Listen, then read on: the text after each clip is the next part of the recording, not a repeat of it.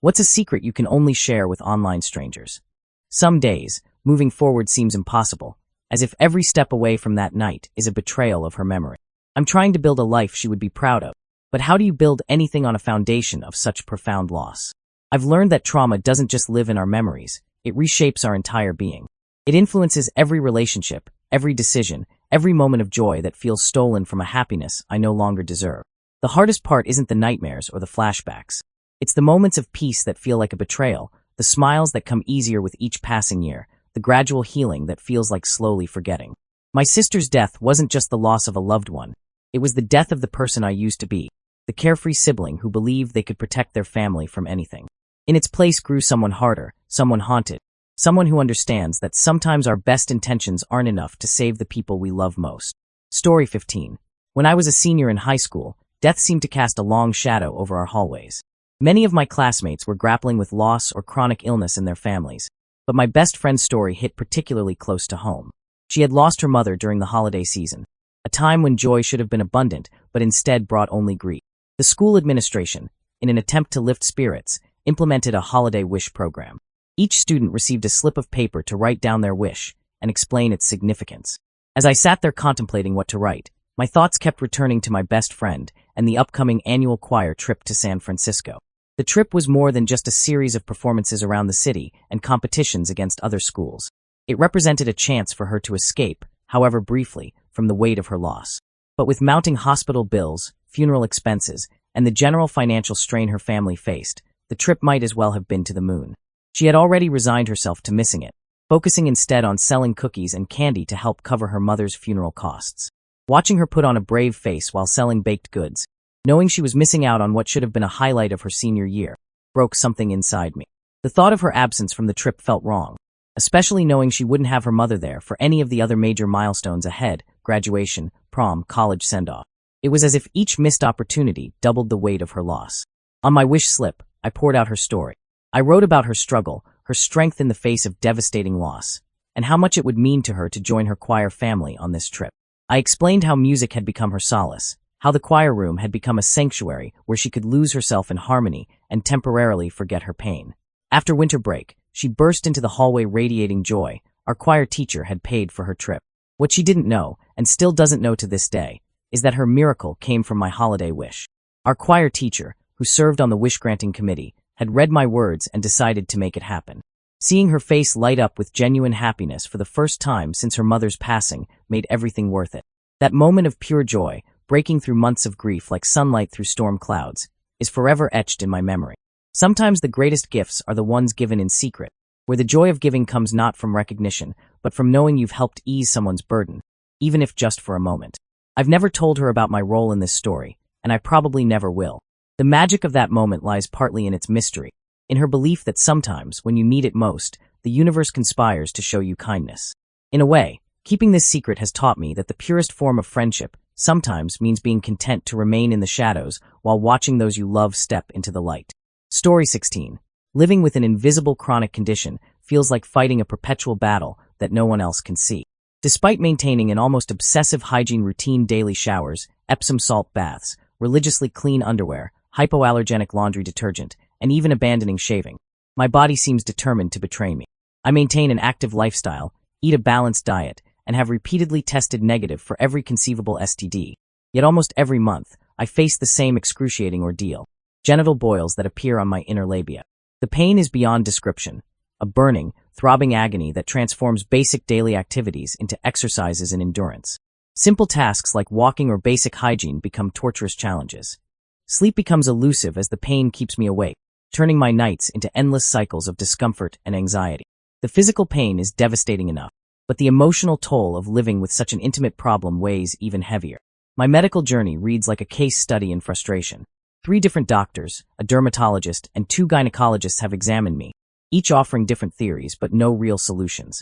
Multiple STD tests, including herpes screenings with both blood tests and swabs, have all come back negative. One doctor suggested I might have hidradenitis suppurativa, HS, but that diagnosis was eventually ruled out. The medical consensus, delivered with clinical detachment, is simply that I'm prone to boils, particularly on a mucous membrane, as if that explanation should somehow provide comfort. The social implications of this condition, have been perhaps even more challenging than the physical symptoms. I finally had to confide in my boyfriend because it became impossible to explain why physical intimacy was off limits for weeks at a time. His reaction, a mixture of disgust and discomfort that he tried but failed to hide, only amplified my feelings of shame and isolation. That moment of vulnerability, met with revulsion, confirmed my worst fears about sharing this part of my life with others. The frustration builds with each episode. No matter how meticulously I maintain my hygiene, no matter how carefully I follow medical advice, the condition persists like a cruel reminder that some things are beyond our control. It's hard not to feel like I'm being punished for some unknown transgression, even though I know rationally that's not how medical conditions work. The most insidious aspect of this condition is how it affects my self-image. Even though I know intellectually that I'm not dirty or unclean, the recurring nature of these infections chips away at my self-esteem. Every new outbreak feels like a personal failure, despite knowing I'm doing everything possible to prevent them. The disconnect between my efforts and results creates a constant state of anxiety, always waiting for the next episode to begin. This is the kind of secret that weighs heavily not just because of its nature, but because of the isolation it creates. It's a reminder that some battles we fight alone, not because others wouldn't understand, but because the very act of sharing makes us feel more vulnerable than the condition itself. Sometimes the hardest part isn't the physical pain or the medical uncertainty. It's the emotional labor of maintaining normalcy while carrying this invisible burden. Story 17. 1 year ago, I was emerging from the fog of a near-death experience that transformed my perspective on existence itself. What began as a routine emergency room visit for a foot infection and fever spiraled into an unimaginable battle for survival that would last 23 days on life support. The line between life and death, I learned, is far more tenuous than any of us care to acknowledge. The memories of those days are fragmented, like pieces of a shattered mirror reflecting different moments of consciousness. I remember the initial trip to the ICU, a few blurry visits from friends, and then nothing. The void of my coma swallowed time whole, only to spit me back out into a reality I barely recognized. During those lost days, my body had betrayed me in every way possible. Sepsis led to respiratory distress, which cascaded into heart failure and kidney failure. The doctors later told me my chances of survival had been vanishingly small.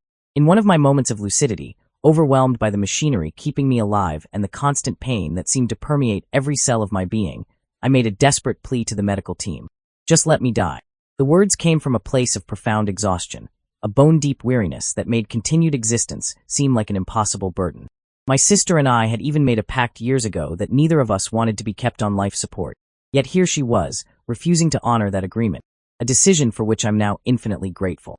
Just as the doctors were preparing to perform a tracheotomy, someone mentioned my granddaughter, a tiny miracle who had entered the world just months before. The thought of her, of never seeing her grow up or being part of her life, ignited something within me. It was as if a switch had been flipped, transforming my resignation into determination. That single moment of clarity, that connection to future possibilities, gave me the strength to fight when all other motivation had abandoned me. Now, a year later, I find myself in a strange liminal space between gratitude and despair. The shadow of that experience follows me, coloring every moment with both appreciation and anxiety. I had repeatedly told my son before all this that I wouldn't be around much longer, and part of me still carries that fatalistic outlook, despite having survived against all odds. The experience has left me with a profound understanding of life's fragility and the complex nature of survival. It's not just about the physical battle. It's about finding reasons to continue when giving up seems like the easier choice. Sometimes those reasons come in the most unexpected forms, like the thought of a baby's smile or the possibility of future memories yet to be made. The feelings of hopelessness haven't completely disappeared. They've just transformed. They're no longer about wanting to die, but about learning to live with the knowledge of how close I came to the edge. Every day is both a victory and a challenge, a reminder of both my strength and my vulnerability. The experience has taught me that sometimes the will to live doesn't come from within ourselves, but from the connections we have to others, the threads of love and possibility that tether us to this world even when we're ready to let go. Story 18. Fear has become the puppet master of my existence, pulling the strings of every action, every decision, every breath I take. I don't rise from bed each morning because of hope or ambition. I rise because I'm terrified of the consequences of staying still. I eat not from hunger or enjoyment, but from the primal fear of the pain that follows deprivation. Every motion, every choice, every aspect of my daily routine is choreographed by an invisible dance of anxiety and dread. The disconnect between my body and mind has reached a point where I feel like a passenger in my own existence. My physical form moves through the motions of life, performing its expected functions with mechanical precision, while my consciousness spirals endlessly in a vortex of insecurities and anxieties. It's as if I'm watching myself from a distance, a brain trapped in a vessel that feels increasingly alien and detached. Purpose has become a foreign concept, replaced by an overwhelming sense of emptiness that echoes through every moment. Love, when it appears, becomes a double-edged sword. Either I cling to it with desperate intensity, smothering it with my fear of abandonment, or I push it away before it has the chance to hurt me. I've become an expert at sabotaging connections, either by demanding too much or offering too little, always finding ways to confirm my worst fears about myself. The only respite comes in sleep, those precious hours when consciousness fades and the constant whirlwind of anxious thoughts finally subsides. Yet even this escape is tainted by the knowledge that each morning brings another day of existence to navigate. I find myself staying awake late into the night, not from insomnia, but from a desperate attempt to delay the inevitable arrival of tomorrow's responsibilities. Physical and emotional suffering have become constant companions, their presence so familiar that I can hardly remember what it feels like to exist without them. Every task feels like wading through quicksand, each interaction a potential minefield of anxiety. The simple act of being has become an exercise in endurance, a test of how long I can continue functioning under the weight of constant fear. I curl up in dark rooms, finding a strange comfort in the shadows that match my internal landscape. Sleep beckons like a siren song, promising temporary freedom from the spiral of my thoughts. But I resist its call, knowing that surrender to sleep only hastens the arrival of another day filled with the same struggles, the same fears, the same overwhelming sense of futility. The most devastating realization is that I've lost connection with myself. The person I used to be feels like a stranger, a half-remembered character from a story I once read. I move through life like a ghost, present but not truly participating, existing but not truly living. Everything feels like suffering, physical, emotional, existential, a constant state of discomfort that has become my new normal. I just want something to change, but change itself has become another source of fear. I'm trapped in a paradox of wanting escape while being terrified of what that escape might entail. The only certainty in my life is uncertainty, the only constant is fear itself. And so I continue this dance of existence, moved not by desire or ambition, but by the relentless choreography of fear that has become the architect of my reality. Story 10. My deepest secret lies in the complicated space between friendship and love, in the unspoken territory where labels fail and emotions defy conventional boundaries. During college, my male roommate and best friend became something more, though more feels inadequate to describe the intimate dance we found ourselves performing. We never defined our relationship, never gave it a name or structure, yet it evolved into something profound and complex that continues to haunt my heart. Our physical intimacy developed organically, like water finding its path through stone, natural yet impossible to trace back to its source. We never discussed what we were doing or what it meant, allowing the silence between us to fill with unspoken understanding and carefully maintained ambiguity. It wasn't just physical, it was an emotional connection that transcended ordinary friendship, yet remained carefully contained within the shadows of our shared living space. When he moved across the country, our dynamic shifted, but didn't end. Instead, it transformed into something even more nebulous. Occasional sexting and phone encounters that bridged the physical distance while maintaining the emotional complexity of our connection. Even after he married his wife, these moments continued, each one adding another layer to my mountain of confusion and guilt. 2 months after his wedding, he reached out again, and our digital dance resumed. It's become a pattern now, sporadic but persistent, each interaction leaving me more conflicted than the last. The question that torments me isn't just about what he still wants from me. It's about what I want, what I am, and why I can't seem to break free from this emotional limbo. I didn't attend his wedding, using COVID as an excuse, but the truth is I couldn't bear to watch him commit himself to someone else while carrying the weight of our secret. I've never met his wife, and the guilt of that feels almost as heavy as the guilt of our continued connection. She exists in my mind as both a stranger and a constant presence, an invisible third party in our ongoing emotional affair. The confusion about my own identity adds another layer of complexity to this situation. What does it mean that I've developed such deep feelings for someone who was supposed to be just a friend? How do I reconcile these emotions with my understanding of myself? These questions swirl in my mind like autumn leaves in a storm, never settling, never finding resolution. Every time he reaches out, I hate myself a little more, yet I can't seem to stop responding. It's like a wound that I keep reopening, knowing it will never heal as long as I continue this pattern.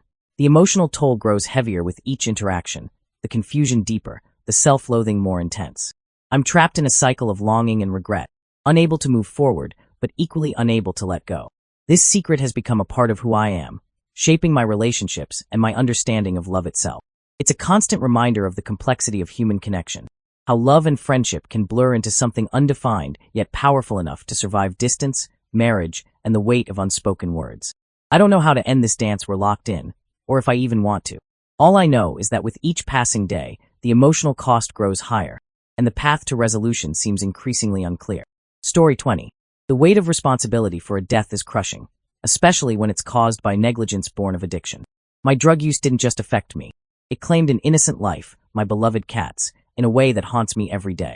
In my drug-induced haze, I failed to notice the basic signs of her declining health, my altered state of consciousness creating a barrier between her needs and my awareness. The routine should have been simple: check her food bowl, ensure she was eating and drinking, monitor her behavior. Instead, I would glance carelessly at her food dish through clouded eyes, my mind registering the presence of food without actually observing whether she was consuming it. Days blurred together in a fog of artificial euphoria, while my faithful companion slowly weakened. The moment of realization hit me like a physical blow, and sudden, terrible clarity that cut through the chemical fog. Something was wrong with my cat, terribly wrong. The emergency rush to the vet revealed the devastating truth: her liver was failing. They gave me medicine to administer, and I was forced to confront my failure as I struggled to force the medication down her throat while she fought against me, her claws leaving physical marks that felt like appropriate punishment for my neglect. The next day, I left her on the couch to go to work, still not fully comprehending the gravity of her condition. When I returned, the scene that greeted me will forever be burned into my memory. She hadn't moved, had soiled herself, and was making horrible, haunting sounds that no living creature should make.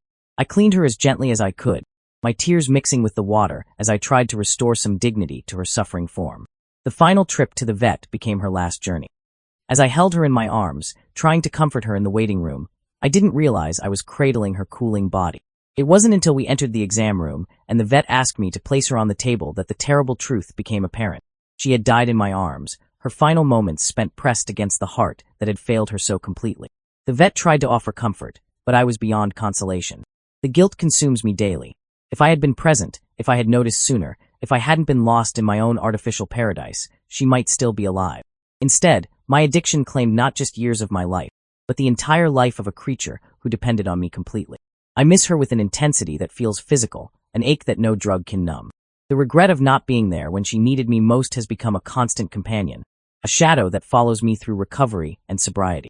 Every memory of her is tainted by the knowledge that I failed in my most basic duty as her caregiver, that my self-destructive behavior destroyed not just my life, but ended hers. Sometimes I dream she's still here, catch glimpses of her from the corner of my eye, hear the phantom sound of her paws on the floor. These moments of false hope only deepen the wound of loss, reminding me that some mistakes can never be undone, some debts can never be repaid. Her death serves as both a testament to the destructive power of addiction and a permanent reminder of the responsibility we bear for those who depend on us. Story 21. Some days, the weight of existence feels like an anchor dragging me into the depths of despair. At 39, I find myself living a life I never imagined, sharing a home with my 65-year-old mother, whose deteriorating health has transformed our relationship into something both beautiful and devastating. Her heart condition and diabetes have rendered her increasingly dependent on me, to the point where the most basic acts of dignity require my assistance. The simple act of pulling up her pants or rising from the toilet has become a two-person operation, and I've lost count of the times I've had to help her out of the bathtub. Our relationship is a complex tapestry of love and frustration, woven with threads of constant arguments and unspoken fears. We clash frequently, our tempers flaring in the pressure cooker of our shared dependency. But beneath the surface lies a terror that paralyzes me, the fear of losing her. Since my father's death when I was 14, our little family unit has consisted of just us and her boyfriend friend, a man whose presence has evolved from actively abusive in my youth to merely an annoying, mouthy presence in our current reality. My professional life feels like a prison sentence. Each day at my dead-end job, another reminder of opportunities lost and dreams deferred. The concept of a meaningful relationship seems like a cruel joke. I've tried everything to find connection, to build something lasting with someone special, but each attempt crumbles like sand castles against the tide. The irony isn't lost on me that I've successfully played matchmaker for others, helping them find the very happiness that perpetually eludes me. Thoughts of ending it all have become unwelcome but familiar companions, visiting more frequently than I care to admit.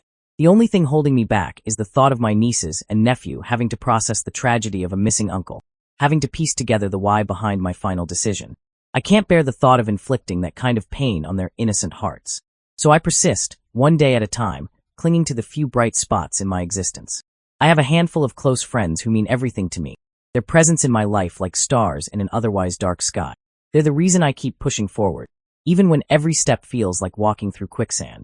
Maybe someday I'll find someone who makes all of this struggle worthwhile, who helps me see the purpose in this daily battle against despair. Until then, I remain caught in this limbo between living and merely existing, trying to find meaning in the role of caregiver while my own needs for love and connection go unmet. Each day is an exercise in endurance, a test of how much longer I can continue this dance of duty and loneliness. The weight of responsibility for my mother's care anchors me to this world, even as it sometimes feels like it's drowning me. Yet somehow, I keep holding on, finding small moments of purpose in the midst of seeming futility. Whether it's helping my mother with her daily needs or being there for my friends in their moments of crisis, these small acts of service become lifelines, tethering me to a world that often feels devoid of meaning. It's not the life I dreamed of, but it's the life I have, and for now, that has to be enough. Story 22. I'm crafting a novel where the complexity of human relationships collides with the weight of social expectations. The story centers around a white antagonist and his black best friend and bodyguard, a relationship spanning over 2 decades that began on their high school basketball court and continued through college. Their dynamic is intricate and nuanced. The black friend serves as a moral compass, constantly working to keep the antagonist grounded and ethical. Most times he succeeds, but during crucial moments, his influence falls short, creating the dramatic tension that drives the narrative. When questioned about his unwavering loyalty to someone who consistently makes problematic choices, his response cuts to the heart of their relationship. Because we're best friends, and you don't walk away from your best friend whenever there's a speed bump. This loyalty, this unshakable bond between them, forms the emotional core of the story, driving much of the plot's development and character growth. The characters emerged fully formed in my imagination, their relationship as natural and organic as any I've ever written. Currently deep into the second draft, I've received encouraging feedback from both my editor and several trusted friends. They praise the authenticity of the relationship, the complexity of the characters, and the way the story challenges conventional narratives about friendship and loyalty. Yet beneath this external validation, a paralyzing fear has taken root in my creative process. I'm haunted by the anticipation of how the story will be received once it's published. The thought that readers might interpret the black character's role as a secondary, servitude position, despite the depth and agency I've given him, fills me with dread. The fear of being labeled racist for this creative choice has become so overwhelming that it threatens to derail the entire project. The irony is that I created these characters to explore the complexities of long-term friendship across racial lines, to show how loyalty and understanding can transcend societal boundaries. The black character isn't subservient. He's a fully realized individual who chooses to stand by his friend out of genuine affection and a deep-seated belief in redemption. His role as bodyguard came naturally from his protective personality, not from any stereotypical assumptions about race dynamics. Yet in today's highly charged social climate, I worry that these nuances will be lost, that readers will see only the surface-level dynamics and miss the deeper exploration of friendship, loyalty, and the choices we make for those we love. The fear of potential backlash has created a creative paralysis, making each word feel like a potential landmine, each scene a possible source of controversy. This story means everything to me. I believe in its message, its characters, and its potential to spark meaningful discussions about friendship, loyalty, and the complexities of human relationships across racial boundaries. But the fear of misinterpretation, of having my intentions twisted or misunderstood, has become a constant shadow over my writing process. The question that haunts me is whether to continue pushing forward, believing in the story's merit and my ability to tell it sensitively, or to abandon it entirely to avoid potential controversy. It's a dilemma that speaks to larger questions about artistic freedom, social responsibility, and the challenges of navigating sensitive topics in contemporary literature. For now, the manuscript sits in a kind of limbo, caught between my love for the story and my fear of how it might be received. Story 23. The weight of wasted time crushes me like a physical presence, each squandered moment of the pandemic adding another stone to the mountain of self-loathing I carry. What began as a necessary pause, staying home during lockdown, transformed into an extended exercise in purposeless existence.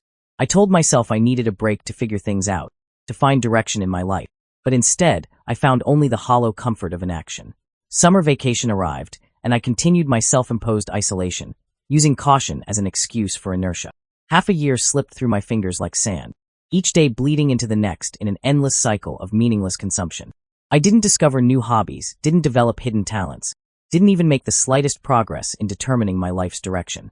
While others used the forced pause to learn new skills or pursue passion projects, I remained suspended in a void of my own making. My days dissolved into mindless scrolling on my phone or losing myself in books. Not even reading with purpose or for growth, just consuming stories to escape the reality of my own stagnation.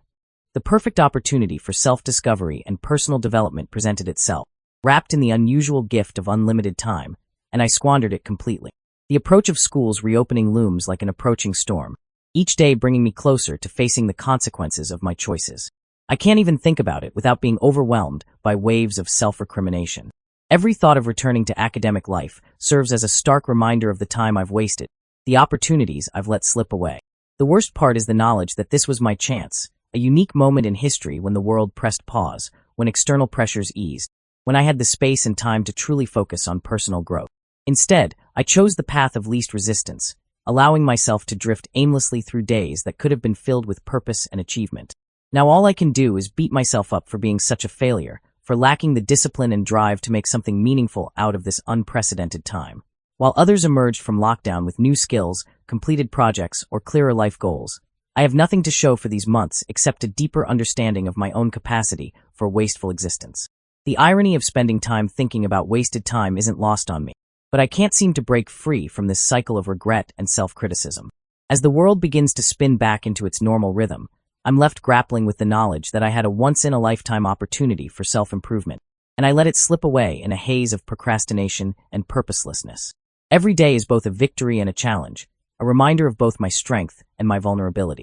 The experience has taught me that sometimes the will to live doesn't come from within ourselves, but from the connections we have to others, the threads of love and possibility that tether us to this world even when we're ready to let go. Story 24. At 13, I carry a weight that feels too heavy for my young shoulders, the constant, gnawing fear of losing my last living grandparent. My grandfather isn't just family. He's my anchor, my inspiration, my living connection to a history I'm only beginning to understand. His presence in my life has been a masterclass in strength, independence, and self-reliance, values he's instilled in me through both his words and the example of his remarkable life. The loss of my other grandparents when I was between 3 and 6 years old exists in my memory as faint impressions, more like stories I've been told than experiences I've lived. My grandmother on his side passed when I was 4, leaving behind a void I can sense but never fully understood. But with my grandfather, the relationship is vivid, present, filled with shared moments and wisdom passed down through generations. His life story reads like an epic tale of perseverance and determination. Born during the silent generation, he grew up with an absent father and a house full of siblings, learning early the value of self-reliance. The poignant irony of his journey to Baltimore, Maryland from River, Massachusetts to meet his father, only to discover he died just 4 days before arrival, speaks to the cruel timing that often shapes our lives. As a teenager, he conducted a secret romance with my grandmother, their love strong enough to weather her parents' disapproval until he secured employment. Together, they raised 5 children, with him working 2 jobs and 20-hour shifts while somehow maintaining an active presence in his family's life. His dedication extended beyond his immediate family. When one of my cousins needed help raising their daughter, he stepped in without hesitation, providing temporary support during difficult times. Even after losing his wife of over 70 years, he found the courage to open his heart again, showing me that life's capacity for love doesn't diminish with age. Now he stands as a grandfather to me and 12 other cousins, as well as a great-grandfather to 6 or 8 second cousins, his legacy growing with each generation. I try not to let my fear of losing him overshadow our time together, but it's a constant battle. Every visit, every conversation carries the weight of potential finality. I want to absorb every story, every piece of wisdom, every moment of connection, knowing that someday these memories will be all I have left. The thought of his eventual passing creates a knot in my chest that no amount of rational thinking can untie. What I fear most isn't just the loss itself, but the magnitude of the void it will create. How do you prepare for the absence of someone who has been such a fundamental part of your world? How do you say goodbye to the person who taught you what strength looks like, who showed you that love can survive any hardship? I want to focus on celebrating the amazing life he's lived, to appreciate the blessing of having him in my life for as long as I have. But the shadow of future loss colors every interaction, making each moment precious and painful in equal measure. His life story, from the hardships of his youth to the triumph of raising a large, loving family, serves as both inspiration and reminder of the impermanence of our time together. Story 25. Love sometimes finds its deepest expression in the most unexpected relationships. My grandmother's cat became my secret soulmate, though no one in my family truly understood or seemed to care about the depth of our connection. While they saw just another household pet, I found in him a companion who understood me in ways that transcended human communication. My grandmother recognized our special bond, and we had even discussed my taking him with me when I eventually moved out, a future that would never come to pass. He left us during my last Christmas break, departing this world in my arms, his life ebbing away as I cradled him close. I watched the light fade from his eyes, a moment that branded itself into my memory with cruel permanence. Afterward, following my grandfather's matter-of-fact instructions, I had to place his body in a trash bag, a final indignity that felt like a betrayal of everything he meant to me. To this day, I don't know what became of his physical form after that moment.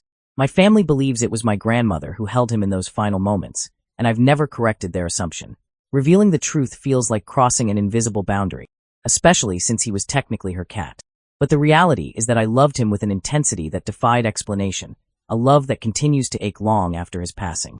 What hurts most deeply is the casual dismissal of his significance.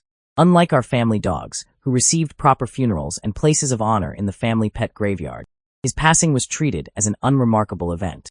It's as if his existence was deemed less worthy of remembrance, his impact on our lives somehow less significant. This perceived inequality in death has become another wound that refuses to heal. He visits me in dreams, his presence so vivid that waking becomes a fresh loss each time. Sometimes I catch glimpses of him in my peripheral vision, his familiar form moving through the house as if he never left. These ghostly visitations don't frighten me. Instead, they feel like echoes of the connection we shared, a reminder of the love that death couldn't fully sever. No one else seems to understand my ongoing grief. To them, he was just a cat, sometimes even described as a bit of a jerk. They can't comprehend how his absence has left a cat-shaped hole in my heart that nothing else can fill. I want to stop missing him, to move forward and find closure, but I remain trapped in a cycle of grief that I can't share with anyone. I find myself unable to seek help or comfort because explaining the depth of this loss feels impossible. How do you convey the significance of a relationship that others never saw or acknowledged? How do you mourn openly for a connection that existed largely in secret? The isolation of carrying this grief alone only compounds the pain of his loss. In quiet moments, I remember how he would look at me with those knowing eyes, how he seemed to understand me on a level that went beyond words. These memories are both comfort and torment, precious reminders of what I've lost and painful acknowledgments of what I can never have again. His passing taught me that sometimes the deepest bonds are the ones we can't explain to others, and the most profound grief is the kind we carry in silence. Story 26. The weight of regret grows heavier with each passing day as I reflect on how I treated my grandfather in his final years. During my childhood, our relationship was beautiful. He loved me deeply, perhaps more than his other grandchildren, showering me with attention and affection that made me feel special and cherished. But as I grew older, something within me shifted, a change I still struggled to understand or forgive myself for. I began finding him repulsive, though he had done nothing to deserve such treatment. It wasn't triggered by any specific incident or wrongdoing on his part. It was a gradual, inexplicable aversion that took root in my adolescent mind. As he aged and his mental faculties began to decline, he occasionally displayed moments of irritability. But even these minor changes didn't justify my growing distance. After my grandmother's passing, he moved in with us, and what followed was a period of collective neglect that now haunts my conscience. We largely ignored his presence, allowing him to exist in a bubble of loneliness within our own home. His days became an endless cycle of television watching and aimless wandering, punctuated by futile attempts to help with housework, attempts we rebuffed under the guise of concern for his safety, fearing he might fall or hurt himself. My siblings and I rarely engaged with him beyond the most superficial interactions. A part of me recognized the wrongness of this behavior, felt the pull to reconnect with the grandfather who had once meant so much to me. But I had become so accustomed to maintaining this emotional distance that I couldn't bridge the gap, couldn't find my way back to the relationship we once shared. The most I could manage was hollow small talk, empty exchanges that must have only emphasized the depth of his isolation.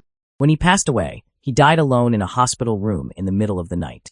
The knowledge that his final years were marked by such profound loneliness and disconnection from his family has become a burden I carry every day. I can't shake the certainty that he must have felt unwanted and forgotten, living out his twilight years in an atmosphere of polite indifference. Now consumed by regret, I wish desperately that I could turn back time and be the granddaughter he deserved. I want to give him the love and attention that would have made his final years meaningful and joy-filled instead of lonely and purposeless. The opportunity to make amends, to explain my inexplicable withdrawal, to simply sit and listen to his stories one more time. These possibilities are forever lost to time. The cruelest part of this regret is its permanence. Unlike other mistakes that can be corrected or relationships that can be mended, Death offers no chance for redemption. I'm left with the knowledge that I failed one of the people who loved me most purely and unconditionally, and I can never make it right. This understanding has become a lesson learned at too high a cost, that we must cherish our elderly family members while we have them, that love should be actively expressed rather than assumed, and that the time to show care and appreciation is always now, never later. My grandfather's memory now serves as both a source of shame and a catalyst for change. While I can't undo my past actions, I can honor his memory by ensuring I never again allow fear, discomfort, or inexplicable aversion to prevent me from showing love to those who matter most. The weight of this regret has taught me that sometimes the most important relationships are the ones we take for granted until it's too late to salvage them. Story 1.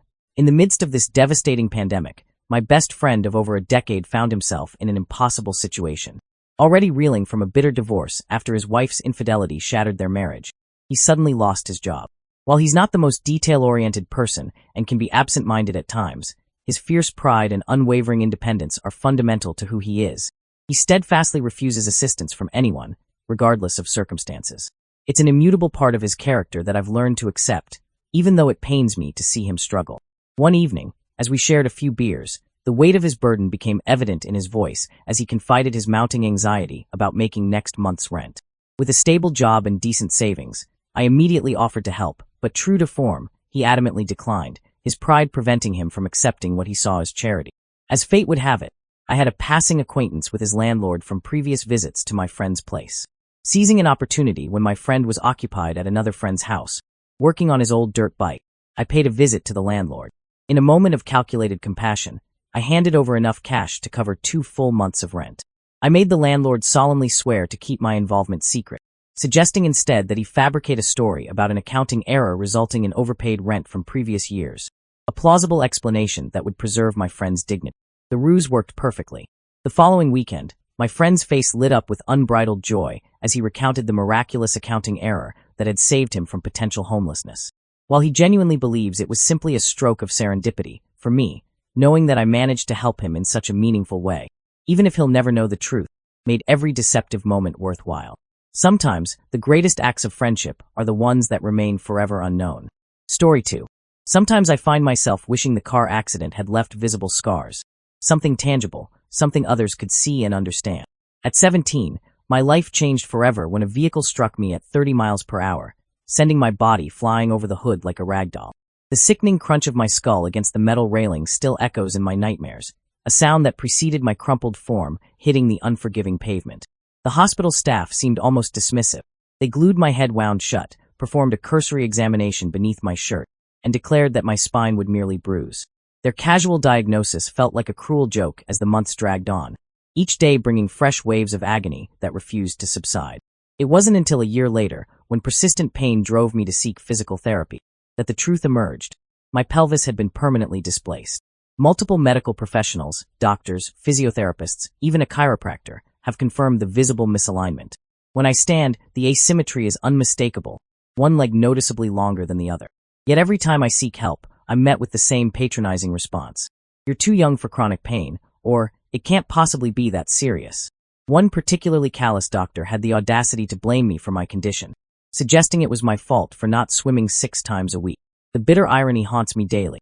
If that accident had confined me to a wheelchair, I'd still be in constant pain, but at least people would acknowledge my suffering. Instead, I'm trapped in a body that screams in silence, fighting a battle that no one else can see or seems willing to validate. The invisible nature of my injury has become a second curse, forcing me to endure not only physical pain, but also the emotional trauma of being perpetually dismissed and doubted. Story 3. The weight of regret can crush a soul, and mine bears a burden that grows heavier with each passing day. 4 years ago, my father suffered 2 devastating strokes that transformed our lives forever. The brilliant, vibrant man I knew disappeared into the sterile halls of a hospital, embarking on a grueling year-long journey through intensive physical and psychological rehabilitation. The strokes had ravaged his brain, leaving him with the cognitive capacity of a 5-year-old, a cruel twist of fate that broke my heart but couldn't diminish my love for him. I visited him religiously at the rehabilitation clinic, though each visit carved new wounds into my soul. He wasn't the same person anymore. The father who had guided me through life had been replaced by someone who fixated on simple pleasures, candy, new watches, trivial possessions that seemed to occupy his entire world. Then came that fateful day, the day that haunts my every waking moment. The clinic staff called, asking if I could deliver some prescription medications because their pharmacy delivery hadn't arrived. I had an important meeting looming just an hour away, but I rushed to fulfill their request. When I arrived, they asked if I wanted to see him. The words that left my mouth still poison my thoughts. I can't. I don't have the time right now. I'll talk to him tomorrow when I visit. What I didn't know, what I couldn't have known, was that he might have seen me from his window as I drove away. That night, he slipped away from this world forever. The thought that he might have watched me leave, that my hurried departure might have extinguished his will to fight, torments me endlessly. I would trade everything I own, everything I am, for just 5 minutes more with him, even if only for another conversation about candy or watches. This secret remains locked in my heart, too devastating to share with my mother or sister. The knowledge would shatter them, adding their pain to the mountain of guilt I already carry. Some burdens are meant to be borne alone, and this is mine. The day I chose a meeting over a final moment with my father, a decision that will haunt me until my dying breath. Story 4. 2 years ago, when I was 23, an ordinary night out transformed into an unforgettable tale of friendship and mortification. Living with 3 roommates had its adventures, but nothing could have prepared me for what was about to unfold. That evening, despite my own considerable intoxication, I found myself playing reluctant guardian to one of my roommates who had crossed well beyond the threshold of reasonable inebriation. Around 3 a.m., I practically became a human crutch, supporting her swaying form as we navigated the treacherous journey home. Being the responsible friend, or at least as responsible as one can be while seeing double, I executed the standard drunk person care protocol with military precision. I carefully positioned her on her side, strategically placing a pillow behind her back to prevent any ill-fated rolling maneuvers. A bucket materialized beside the bed like a faithful sentinel, accompanied by a glass of water within arm's reach. I even spread a towel across the bed, a precautionary measure that would prove woefully inadequate for what was about to transpire. Just as I was about to congratulate myself on a job well done and retreat to my own room, she did something that would forever change our friendship, something I've only ever confessed to her about. Under the covers, she began an uncoordinated struggle with her pants, mumbling something about needing the bathroom. Before I could process what was happening, she proceeded to take what can only be described as a monumental dump right there in her bed. The sheer magnitude of the situation left me frozen in disbelief. Afterward, she simply rolled onto the floor and passed out, leaving me to deal with the aftermath of her explosive indiscretion. Panic seized me as I stood there, faced with a crisis no roommate handbook had ever prepared me for. In a moment of quick thinking, or perhaps alcohol-induced brilliance, I decided that if no one else discovered this incident, it didn't need to become a defining moment in our friendship. Armed with a plastic bag and a determination bordering on heroic, I tackled the situation head-on. The evidence, 2 absolutely massive logs that defied both gravity and explanation, was carefully disposed of, along with the contaminated sheets, all sealed away in a garbage bag and banished to the outdoor trash can. Fresh sheets appeared on her bed like magic, and a pillow found its way under her head. For the entire following week, I appointed myself guardian of the garbage and recycling, ensuring no one would stumble upon our malodorous secret. The next morning, I shared the truth with her alone, but this story remains my most closely guarded secret. Every time the memory surfaces, I find myself caught between cringing and laughing hysterically. It's arguably the most hilarious story in my repertoire, but sharing it would mean exposing her identity and betraying her trust. Some friendships are forged in fire. Ours was cemented in something far less noble but equally binding. Story 5. In the depths of night, when the world grows quiet and my thoughts turn inward, I find myself drawn to images that most would consider disturbing. Photographs of crime scenes that lay bare the darkest corners of human existence. This isn't born from a morbid fascination with gore or violence. Rather, it's my way of anchoring myself to reality, a stark reminder of how fortunate I am to experience life from a safe distance. Each time I view these images, a familiar knot forms in my throat, a physical manifestation of my humanity confronting the inhumanity captured in pixels. These moments of discomfort serve as a powerful grounding mechanism, forcing me to acknowledge the stark contrast between my comfortable existence and the brutal realities others have faced. The photographs act as a mirror, reflecting not just the fragility of life, but the immense privilege of never having to encounter such darkness firsthand.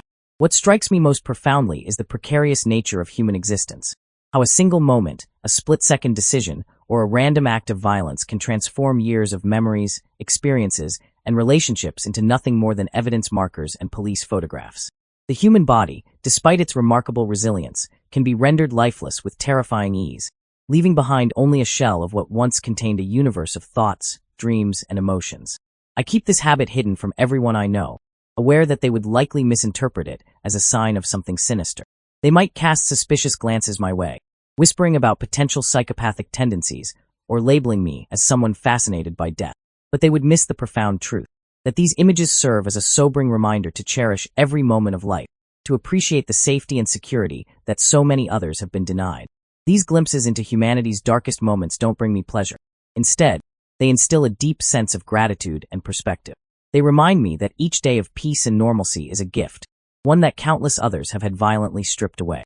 In these moments of contemplation, I find myself more aware of life's precious nature, more appreciative of the simple joy of existing without fear. It's a paradoxical truth that sometimes we need to confront the worst of humanity to truly appreciate its best. Story 6. The weight of deception grows heavier with each passing year, a burden that started with a simple $200 transaction. The price I paid for a counterfeit college degree. That piece of paper, so convincing in its forgery, arrived at my parents' house and was accepted without question, becoming the cornerstone of an elaborate facade I've maintained for years. I didn't just deceive my parents. I wove a web of lies that ensnared my girlfriend at the time, my friends, and eventually my entire professional network. The truth behind this deception is a story of academic failure and mounting desperation. After 5 years of college, with roughly 18 months of coursework still looming ahead, I found myself drowning in a sea of D's and F's, the result of years spent prioritizing everything except my studies. The weight of my academic shortcomings became unbearable, crushing my spirit until I simply couldn't face another day in those hallowed halls. So I took what seemed like an easy escape route, never imagining how this single decision would haunt me for years to come. To maintain the illusion, I fabricated a story about being too embarrassed to attend graduation because I was a fifth-year student while all my friends had already moved on with their lives. My parents, their trust in me absolute, accepted this explanation without hesitation. Now, years later, that trust feels like a knife twisting in my gut. Every conversation about college becomes a delicate dance of evasion. When directly questioned about my graduation year, I resort to lies that taste increasingly bitter with each telling. The irony of my situation isn't lost on me. The paralyzing fear of being exposed as a college dropout actually drove me to achieve more than I might have otherwise. I climbed the corporate ladder with a determination fueled by anxiety, eventually breaking free to establish my own successful business. Now, I command a 6-figure salary, having buried my perceived failure beneath layers of professional accomplishment. Yet success hasn't lessened the weight of my deception. If anything, it's made it heavier. Looking back, I'm haunted by visions of what could have been. The pride in my parents' eyes as I walked across that stage. The genuine sense of accomplishment that comes from earning rather than purchasing a degree. While returning to college now seems pointless given my career success, I can't help but wonder how different my life might be if I'd simply persevered through those final 18 months. Would the taste of honest success be sweeter than this hollow victory built on lies? My story serves as a testament to the complex relationship between success and integrity. While I've achieved the external markers of success, the internal cost has been substantial. Every accolade feels tainted by the knowledge that my foundation is built on falsehood. Perhaps the greatest irony is that my fear of being exposed as a failure ultimately pushed me to become more successful than I might have been otherwise. But at what cost to my soul? Story 7. In 7th grade, I fancied myself quite the entrepreneur, always cooking up schemes to pad my preteen pockets. My ventures ranged from selling beef jerky to marketing what I dubbed White Girl Trail Mix, a questionably creative blend of off-brand cereal and Chex Mix, carefully portioned into plastic baggies. But it was my next brilliant idea that would forever earn its place in my personal hall of shame. My adolescent mind, already swimming in a hormone-induced haze, became absolutely fixated on the concept of pheromone cologne. The internet, that infinite source of questionable wisdom, had convinced me that this magical substance could transform me from an awkward teenager into an irresistible attraction magnet.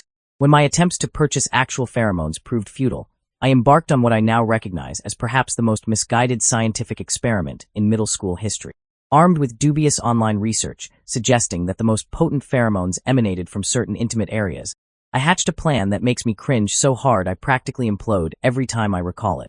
With the determination of a deranged scientist, I purchased 6 bottles of aftershave and began my collection process. This involved the deeply questionable decision to rubber band a Ziploc bag around my private areas, wearing the warmest pants I owned, and exercising vigorously to maximize what I believed would be pheromone production. The collected samples, and I use that term with every ounce of retrospective disgust it deserves, were then mixed into the aftershave bottles. In what now seems like an act of unimaginable audacity, I actually distributed this concoction to my classmates and friends, keeping just 1 bottle for myself. Looking back, I can hardly believe I essentially convinced people to wear cologne infused with my adolescent sweat. Unsurprisingly, my homemade love potion proved about as effective as you'd expect, which is to say, not at all. No one suddenly found themselves inexplicably drawn to me, and eventually, I learned to interact with potential romantic interests through the conventional channels of actual human communication.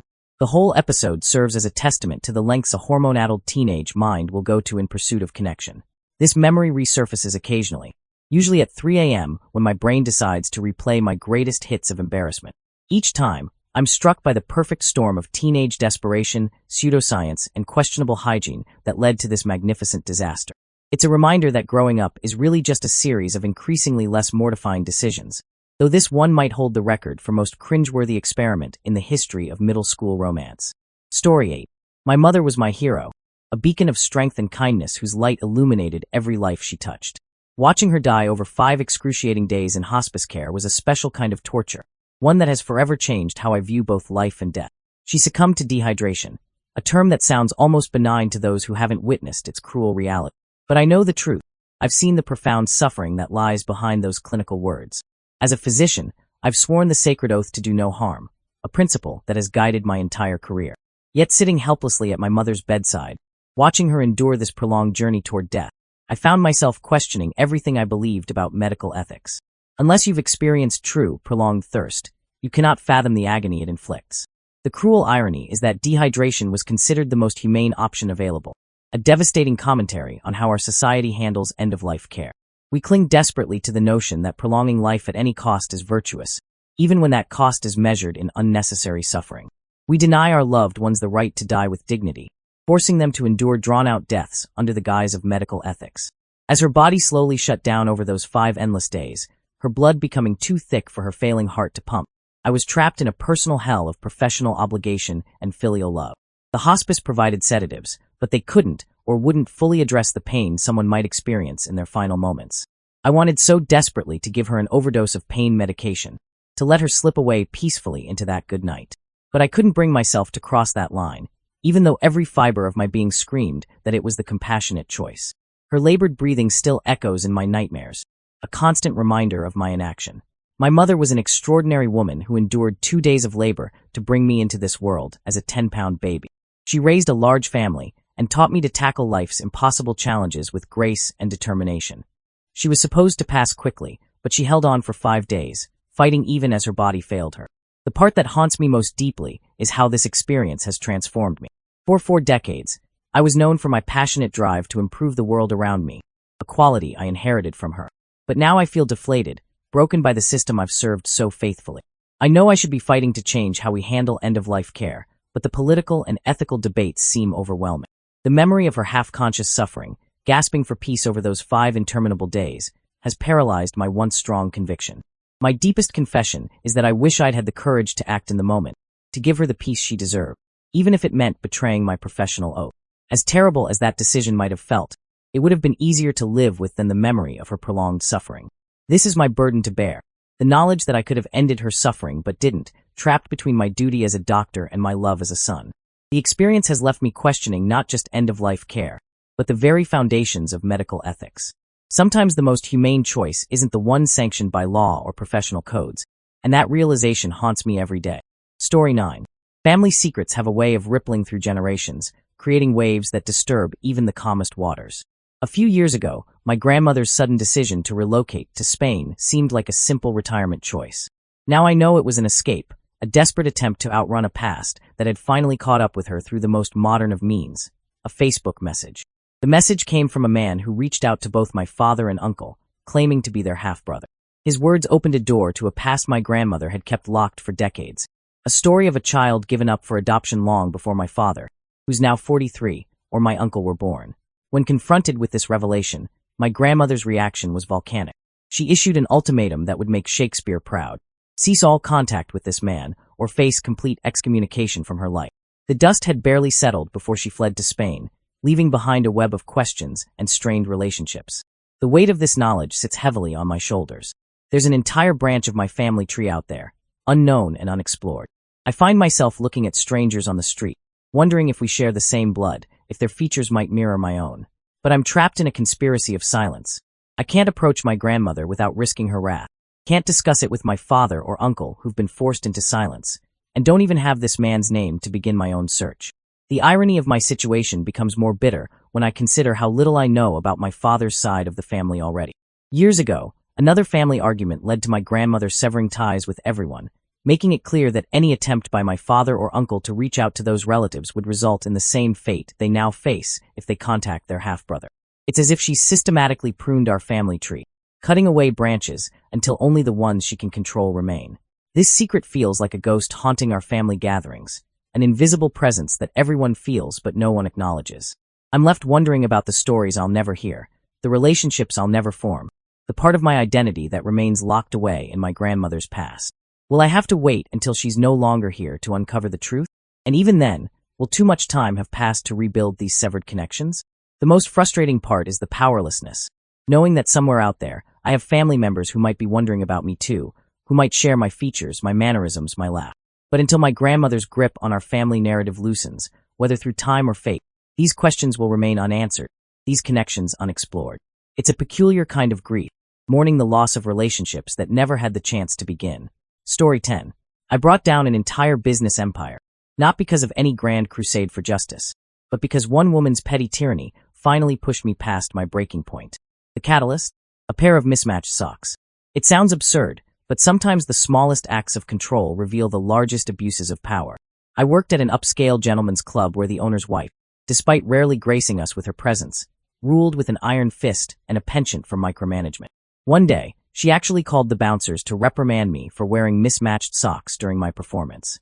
Those socks were my small act of rebellion, a tiny expression of individuality in an environment that increasingly sought to strip us of our autonomy, both literally and figuratively. Her reign of control manifested in an ever-growing list of arbitrary rules, each backed by financial penalties that bled us dry. $20 for chewing gum. Another $20 for being mere minutes late. 20 more for leaving a water bottle in the communal fridge overnight. The dress code violations carried their own fines, and heaven forbid you showed any spine by standing up for yourself. That would cost you another $20 for attitude adjustment.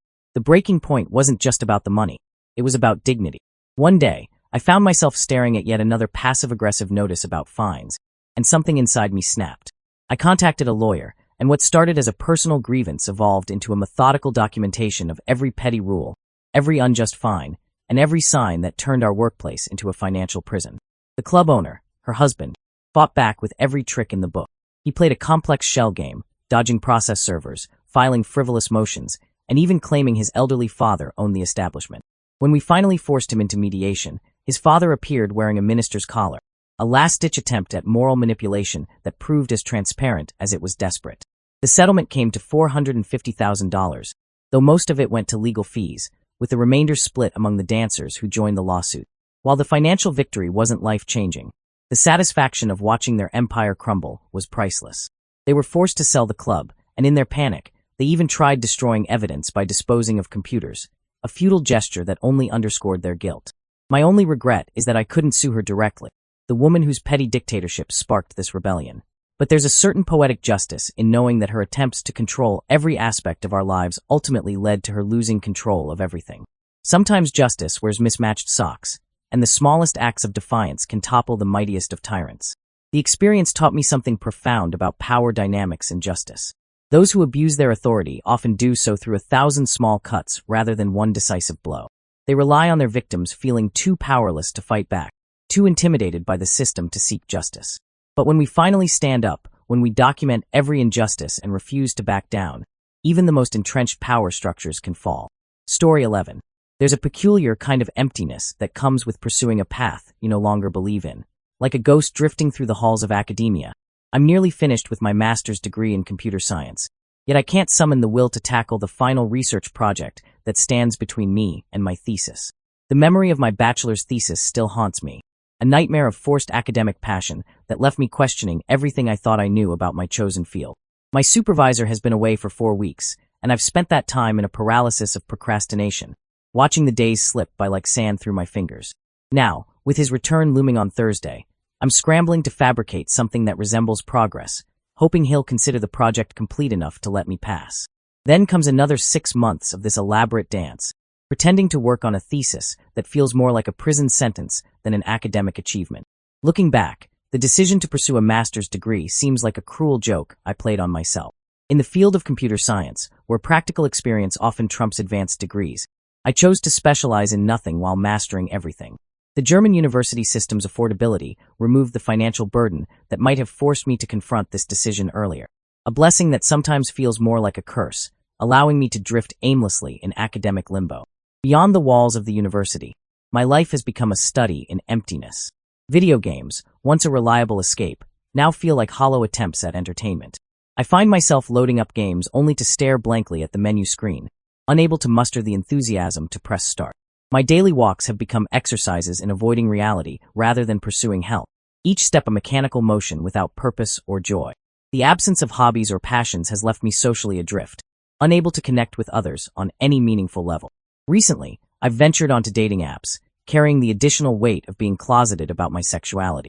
But how do you present yourself to potential partners when your life feels like an empty shell?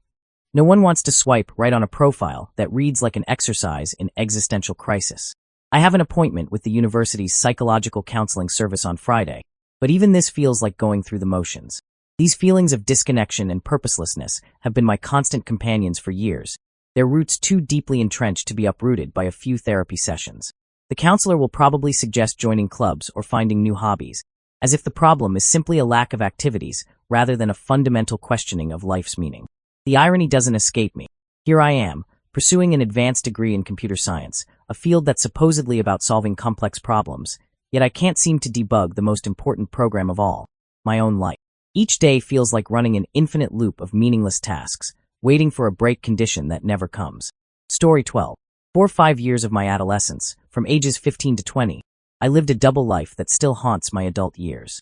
I worked as an escort, servicing clients who often turned out to be the fathers or boyfriends of people I knew. Some would pay premium rates to conduct their indiscretions in their own homes while their families slept upstairs, a fact that becomes more disturbing with each passing year. They found me through advertisements on sites like Backpage and Craigslist, digital breadcrumbs leading to a child masquerading as an adult. The reality of my situation didn't truly hit home until one particularly jarring experience. A client had paid $500 for my services, and immediately afterward, I headed to my regular waitressing job.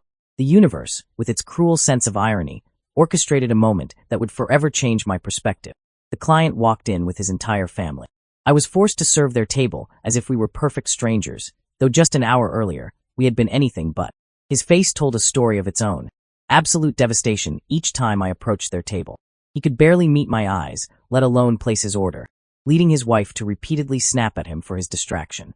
The next day, he sent a text apologizing for his obvious discomfort, explaining that he hadn't known about my age or that I had a regular job. His message suggested he hadn't realized I was someone's daughter, someone's sister, someone's friend, just like the family members he'd brought to dinner. The incidents began to pile up, each one chipping away at my ability to compartmentalize.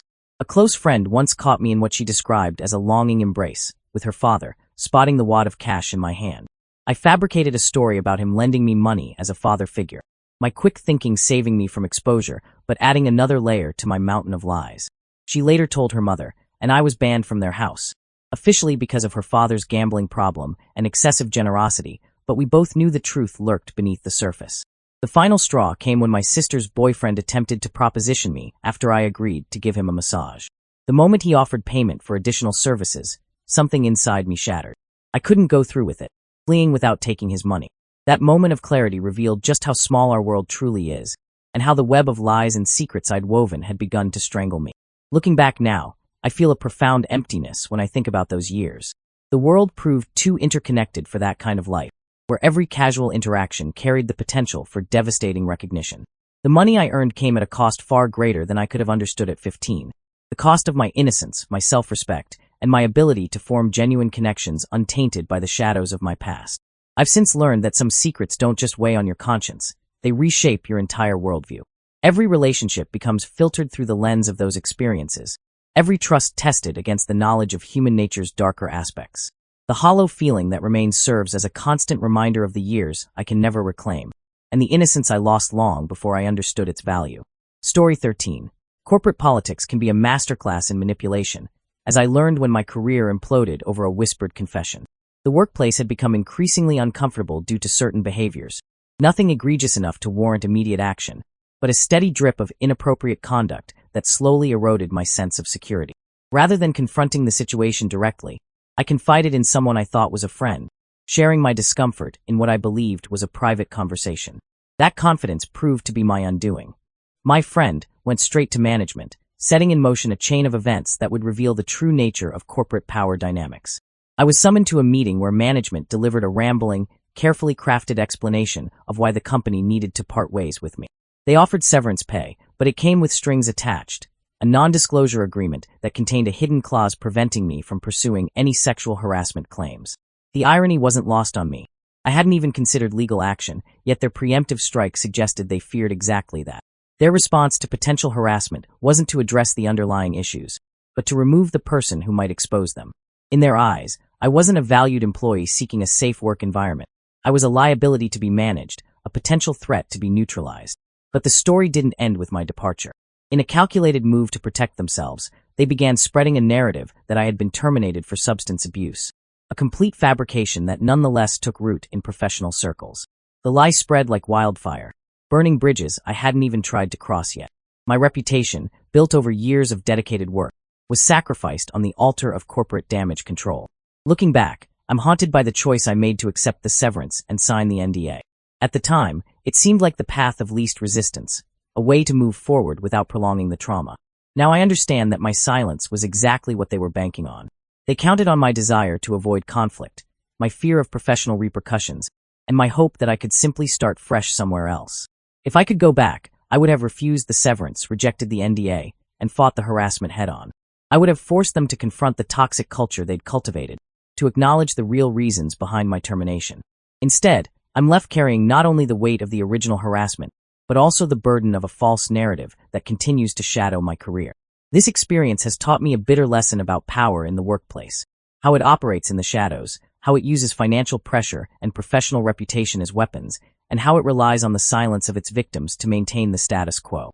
My story serves as a warning that sometimes the most significant workplace threats aren't the initial inappropriate behaviors, but the institutional machinery that activates to protect those in power from the consequences of their actions. Story 14. 6 years ago, cancer claimed my mother's life, leaving behind a void that my father filled with alcohol and rage. The man who once showed us love transformed into someone unrecognizable, his grief manifesting in violent outbursts that shattered our family's peace. On nights when he stumbled home drunk, I would usher my younger sister under her bed, a ritual of protection that became our nightly dance with terror. I would position myself as a human shield, absorbing the blows meant for her, my body becoming a barrier between his fury and her innocence.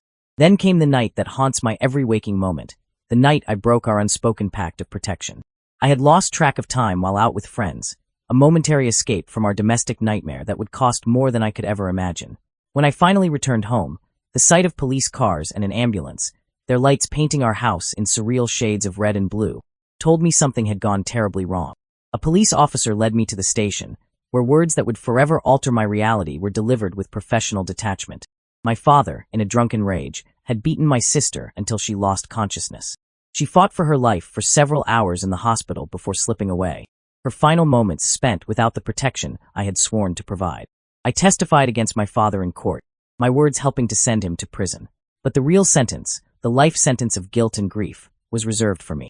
Now, as I navigate college life, I carry this secret like a lead weight in my chest.